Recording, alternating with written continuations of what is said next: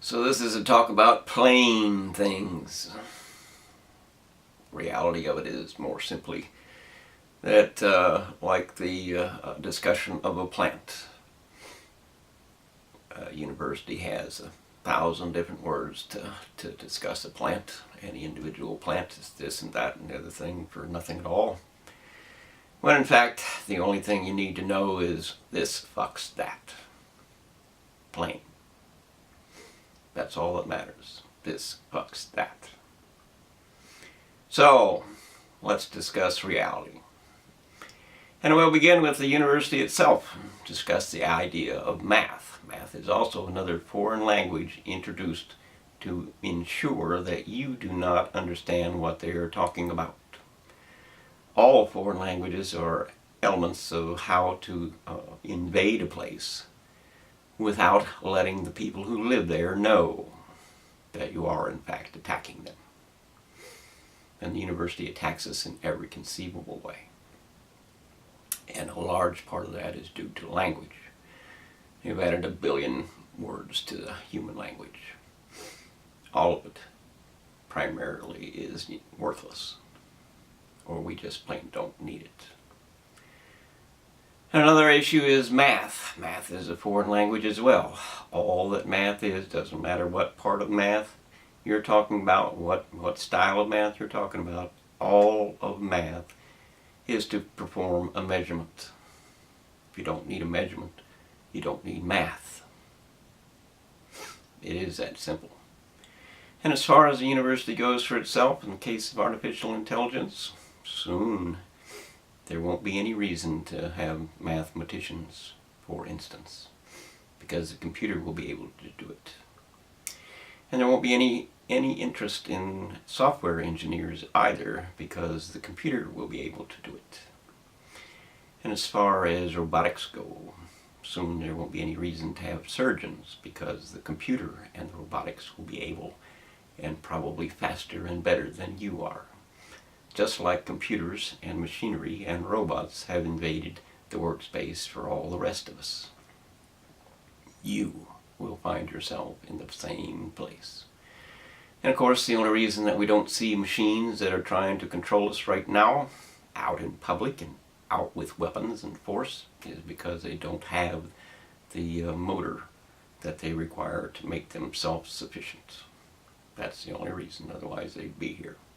And they'd be in the military, and you might think that would be good. But just imagine that just one person sends out a command, and that command initiates a charge or whatever it is by all those machines that they can manufacture. Even with robotics, they can continue to manufacture machines making machines. And with GPS and miscellaneous things, they can even have machines in the resource areas getting resources and mining resources and so on. And in other words, our lives are about to change forever, because machines can simply discard us if we let them. But we don't have to let them. We can make a decision on our own. Really, what's the difference between a human being making a decision that is appropriate and fair and a machine doing your work?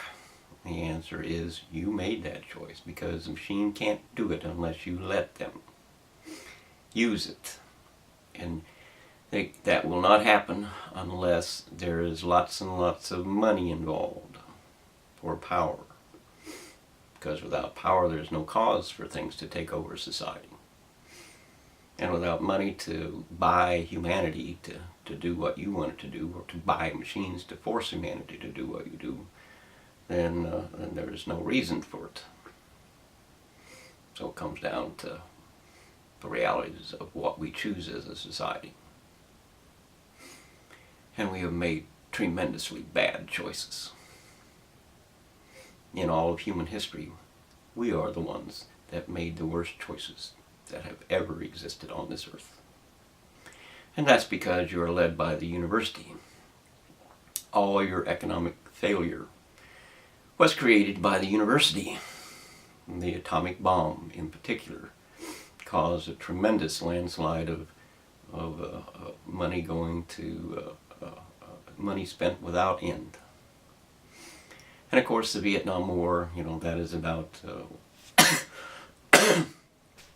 taking over the world and with power and stuff like that. And then of course Vietnam came because that was a preparation for World War III, whether you know it or not, it was. Anyway, the reality of our time is we have to make different choices, and that goes from one end of society to the other. The people who are, feed the world, that kind of thing, religion, we got to save every child in Africa, for instance, or anywhere. The reality of that is all you did was create an overpopulation crisis, which then becomes genocide and war of all kinds, and the extinction of habitat and all other life on Earth. Because more humans mean more problems in lots of ways.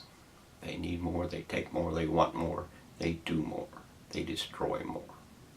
That's the facts. So let's not let the children die. That's required, if you're going to do it correctly. You require the women to, if you have one child, that's enough. You have to make some kind of decision not to have children anymore, because we really just can't tolerate more than one or no more than two for anybody. And that's just the fact. The fact that we are growing by 1 billion more people to feed every 10 years over deaths. And we cannot erase that fact unless there are choices made. And we cannot survive that fact, nor can the world, nor any portion or any part of its life survive that fact unless we stop it. You're going to run out of drinking water in major populated areas. And that means you're going to attack the next guy, because without water to drink, some kind of fluid to drink that you can survive, you're going to die. And that brings us to the apocalypse, as in, we're not going to die, we're going to take yours. And of course they have guns too, so we're not going to let you. And the war will be intense and actually unending, because those who survive and run away, they're going to infiltrate other areas, and then they're going to run out of water, and they're going to run out of food, and so that'll be a great big war, and then they'll move to another place, and that'll be the same and the same and the same until it's all gone. Until there's nothing left to eat and nothing left to drink but human blood and human meat. Those are the facts. And they're just a tiny little portion or part of what university has led us to the chaos that is coming. It is university that leads. Men led us to this point, and university men have led us to the chaos that is coming. Even if they didn't necessarily, all of them, intend to do so. And a big portion of that chaos is, of course, everything that they fail to do and everything that they actually do. There is, nothing more absurd, nothing more tragic, and nothing more certainly going to cause our extinction than trying to ignite atoms on fire. The sun operates, or the sun produces its energy by a nuclear fire. That means it burns atoms, to bond in atoms, to separate the energies inside. Just similar to how chemical fire works here on Earth. It separates the elements into different parts. Irregardless, once ignited, the whole planet burns just like the sun. They want the clean energy, so they say, but that clean energy comes with a very big pollutant, radiation. And they have no way to stop that. Nor will they find it. Nor does it exist. And that's only a tiny, tiny little bit. But it is the end of our lives. It is the end of our planet. It is the end of the future. It is the murder of your child.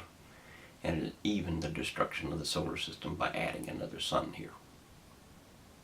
And then we have mutilating genetics, mutilating nature. Nature is genetics.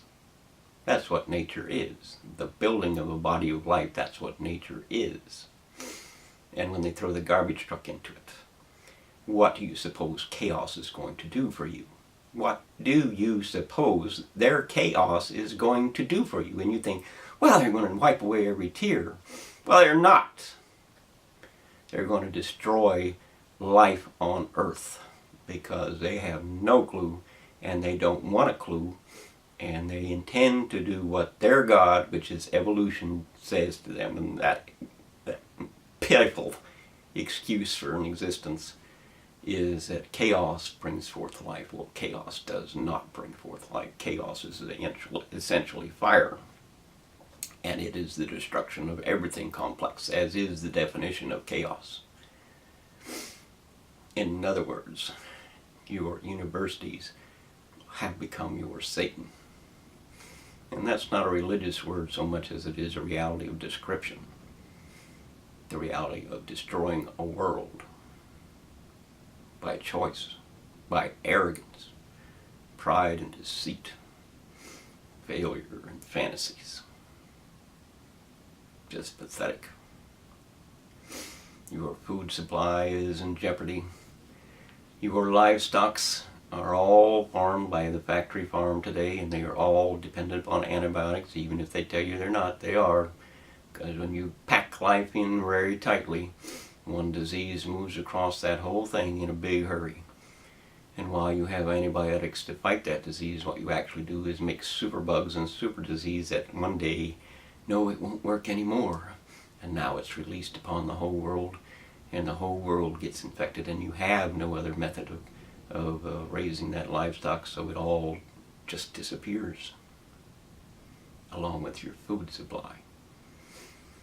And the base food, which is insects for a major portion of the living population on this earth, not just human, is all but dead because you killed it.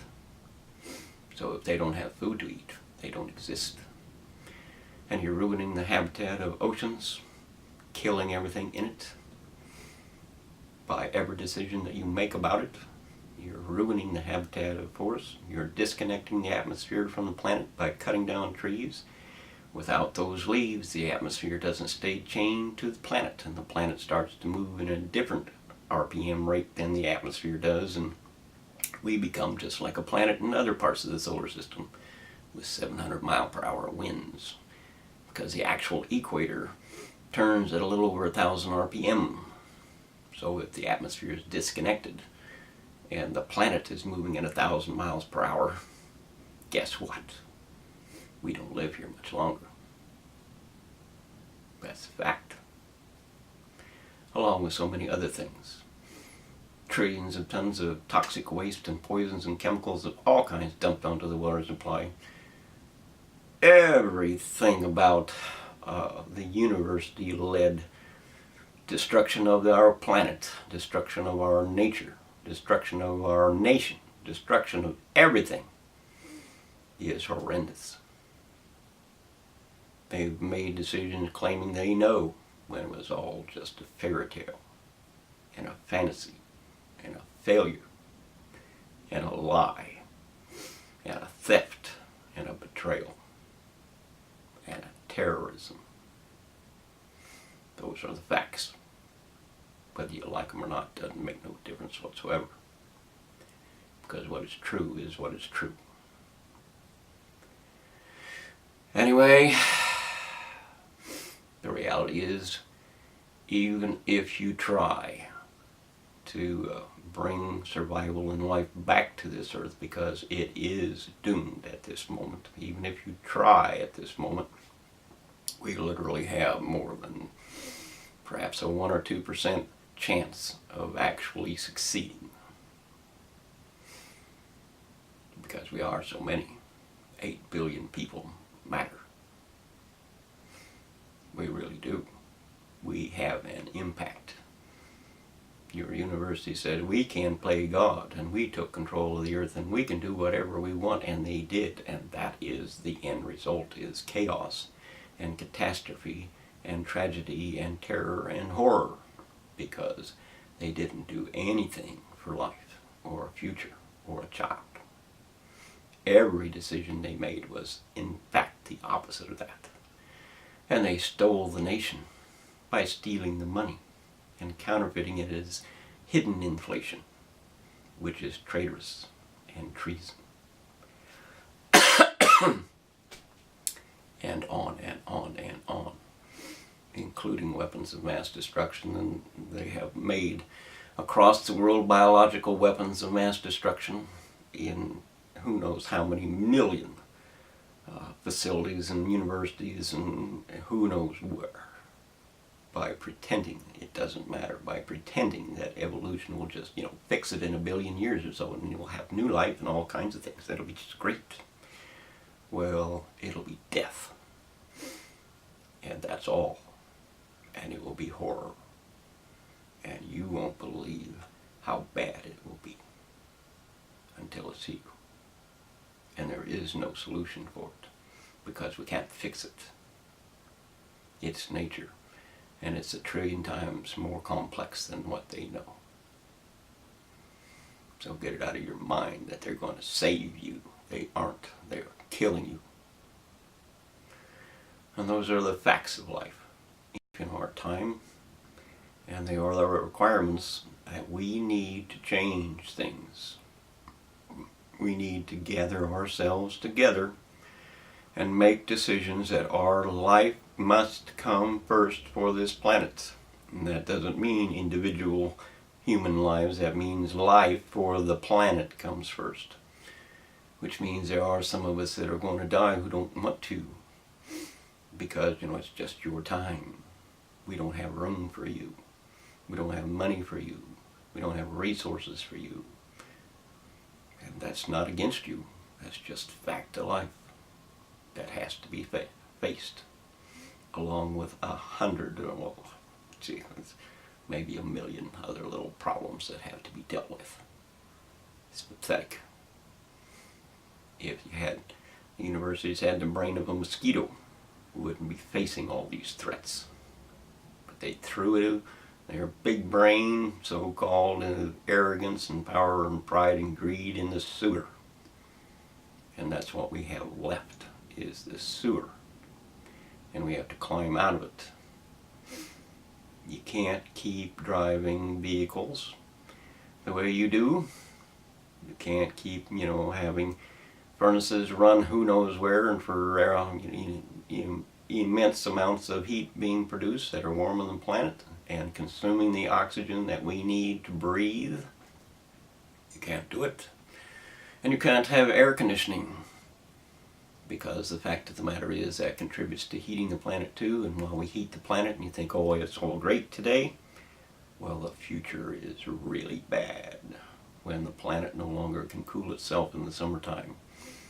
Tremendous temperatures will rise. 150 degrees will appear. And you can't survive it, and neither can the plants or the animals or anything else. And that means the entire world will become desolate because you chose to destroy it. You have to make better choices. And that means you have to change society. The city planners were failures, complete and utter failures. You have to have work close to you, you have to have shopping close to you, you have to have, basically what used to be small villages kind of thing. You have to have what uses the least amount of resources possible so that we can survive as a world as long as possible, so that the children can have actually a possibility that is a future for them, so that life can go on, because anything less will be death. The list is long, and I know you want to run away, as you have been doing for the last 40 years. But your time is up. There is no real time left to escape the reality of what has been chosen. You have to make a decision, for life comes first. You have to investigate the reality of what happens when all of this goes wrong, and then understand the consequences for failing is death. for a world. You have to understand that the fairy tales that the universities have been telling you are terrorism. Plain and simple, they are terrorism. There is no greater terrorist group in the world than the university, because they are trying to destroy life as a world, not just as a nation or on an individual city or something. They're trying to destroy our world, as is the indicator of creating nuclear fusion. You know, they call it fusion, but there is no evidence of that. They've in fact proven their idea of fusion as energy wrong already at Lawrence Livermore Laboratories. They proved it was wrong. And there is no helium. They claim that the sun produces helium with every BTU that it creates. Well, there is no helium. Think about it. They claim they can mutilate life and create something better. They can't. They claim that their mutilation or change in genetics for plants is great, it's going to be best, but the end result of it will be poisoned plants that can't survive. Just everything. You have to make a decision. You have to choose for life, which means we cannot be wrong. We cannot let these others be wrong either. We cannot let this earth die. We cannot gamble our whole planet on one experiment or other experiments. There are many, all of which are trying to destroy the planet, because the fantasy of a university mind is failure. You have to grow up. You have to wake up. And you have to do much better than you do. Because the world itself is depending on you. Wake up. Don't let their foreign language fool you. Make them speak plainly. Understand what it is, because you can. They just use a foreign language to hold you out. And that means they've created a lot of words so that you don't understand them. Stop it. Stop them. Understand. Force them to be plain. Be plain. And then you can be certain about the choice that you make once you define it and once you understand the consequences of being wrong. Regardless of that, I have no plans whatsoever to lead you. Don't be coming here. I don't need to lead you. That's not my design. That's not my purpose. That's not my desire. The reality of it is simply I'm here to educate you into understanding that things are going wrong, and you know they're going wrong. You know that there is cause to be concerned, even if you don't know why. You know there is cause to be concerned, unless you're completely delusional and got a university education to prove it. The reality of common sense is what life teaches us, and the university laughs at common sense. But what life teaches us is if we don't take care of what we need to do to survive, soon we don't survive at all. That's what life and common sense is. We need to learn how to survive, and this is how we do it. Well, their fantasies are killing you, and you better learn that, or you're going to die.